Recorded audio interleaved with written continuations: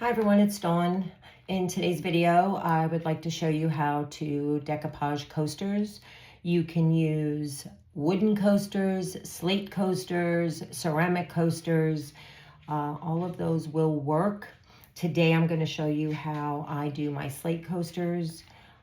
There's a lot of people out there that do coasters. Everyone has different techniques and different ways of doing it.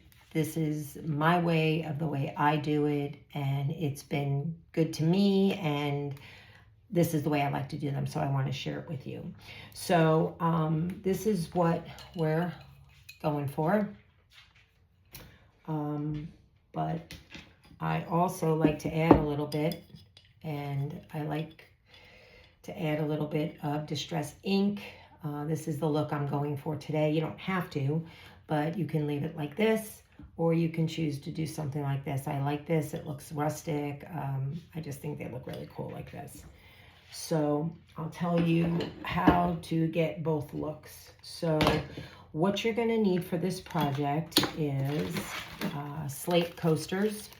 I picked these up at Michael's, my local craft store, but you can get them off of Amazon. You can get them online, but I picked these particular ones up at Michael's.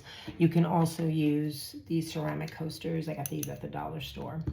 So you need your coasters, you need your image. I don't like full coverage on my slate coasters. I like some of my slate edges to show. So I tear my image so that it just kind of sits in the middle of the coaster with my edges sticking out.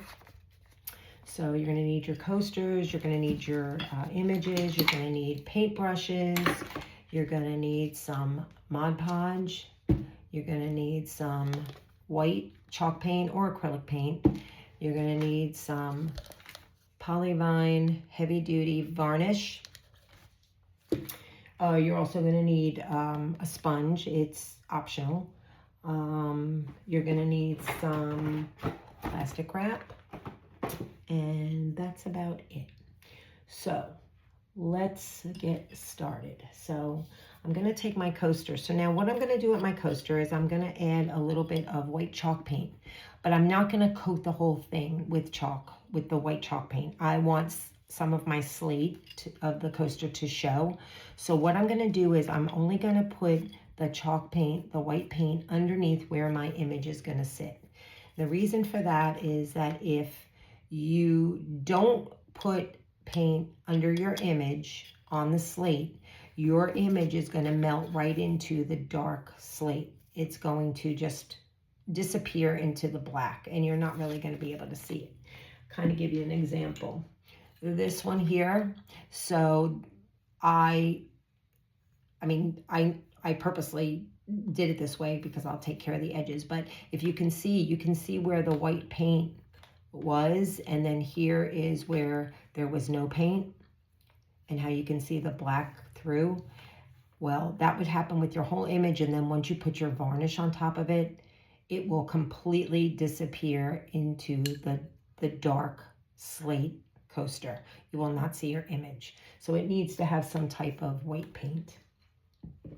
Okay, so what I'm going to do is, I know that, my image is, so this, how big it is. And what I'm going to do is, now you can take a paintbrush and paint it, but I prefer to sponge this part on because I'm not covering the whole thing, and it's just easier for me to dab it rather than having to paint it. So I'm going to go in with my sponge, and I'm just going to dab the paint where I know the image is going to be. I don't want to get any on the edges. Some people do bring their white paint out all the way to the edges, and they like that look. Some people cover the slate completely. I like the look of the slate showing, so that's why I do it this way. But you're free to go ahead and paint the whole thing white. You're free to cover up the whole coaster with your image. But I like to look at the slate.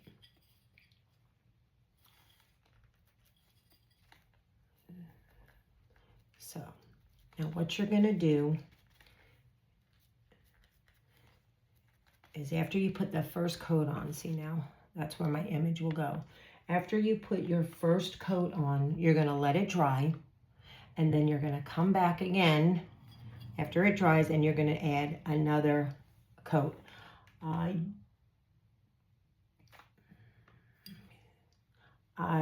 don't have another one made, so I'm just gonna go ahead and go over this again, but let it dry, then go ahead and go over it again with a second coat. I like to do a second coat. Just let them dry, and let it dry in between coats. Okay, you got your second coat. Then what you're gonna do is you're gonna let this dry, okay? I had messed up one, so I had to ditch it, and I don't have another one ready. So I'm just going to continue on, but this, you need to let this dry. So after your second coat dries, then you're going to take your Mod Podge,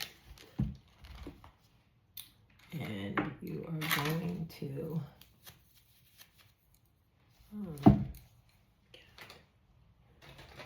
you're going to get your Mod Podge, and you're going to go in and you're going to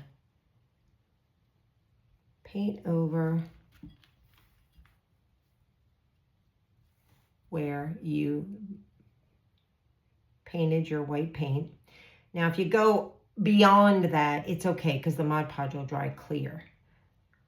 Actually, I'm going to go just a little bit over because my image is just a little bit bigger than the square.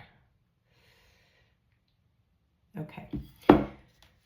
So after you get it coated with the Mod Podge, you're going to take your image and you're going to lay it down.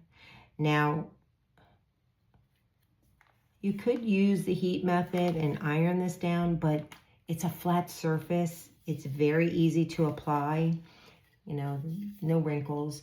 Then you're going to take your clear wrap and just go, oops.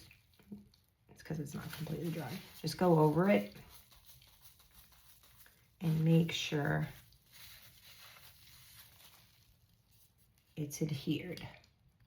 Okay, then what you're going to do is you can go back in and just hit the edges with some Mod Podge just to make sure that they're sealed down.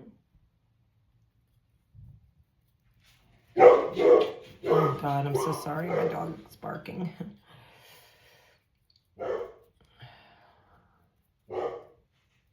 Okay, so you just add a little bit to the edges just to make sure that your edges are laying down. Okay, then what you're going to do is you're going to put this to the side, let it dry, and when it's completely dry, this is what you'll have. And as I said, you can see where it was not under the white, over the white paint. But I don't mind that right now because I'm going to go in with the distressed ink and distress it a little bit. Okay, so now, before I add the varnish, I'm going to take my distressed ink. This is the walnut stain. And I'm going to go all around my image. I'm going to go up into the image a bit.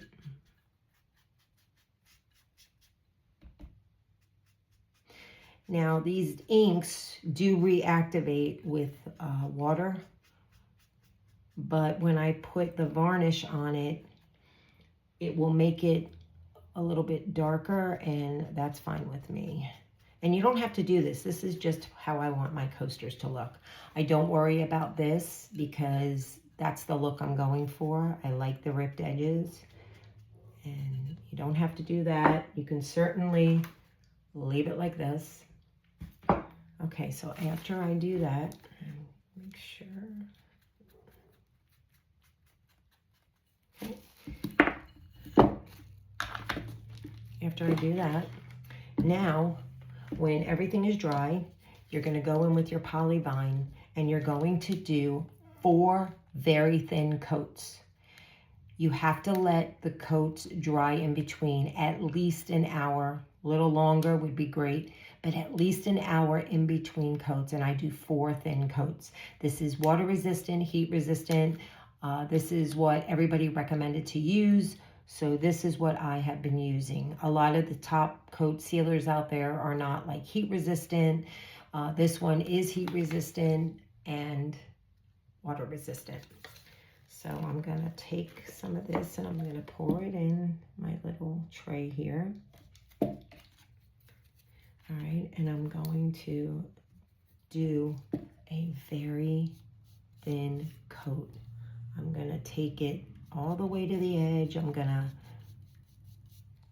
do the edges and I'm just gonna do some even strokes from edge to top.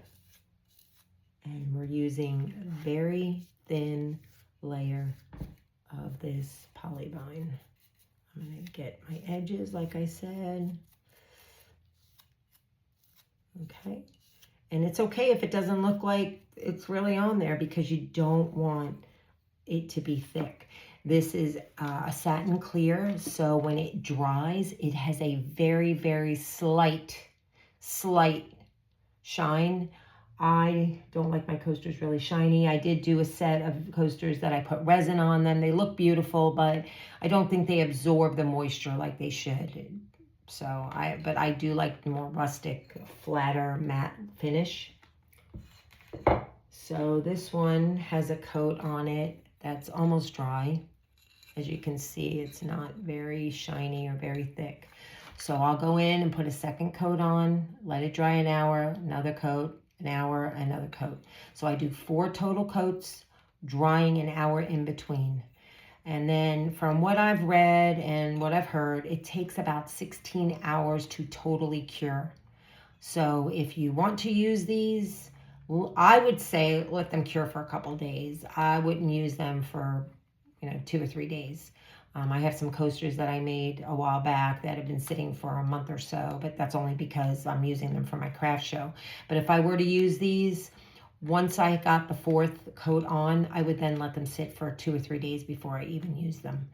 But yeah, so this is the way that you do slate coasters. They're very easy. They're a good beginner project because it's a flat surface, no wrinkles, very, very simple, very few materials to use. And they make great gifts and they're easy to do. So again, I hope this helps. If you have any questions, you can leave them in the comments. You can message me. If you have any ideas of what you'd like to see, you can also put that in the comments. If I can do it, I will. If I don't know how to do it, I'll let you know. But other than that, you have a great day. Thank you for watching and happy decoupaging.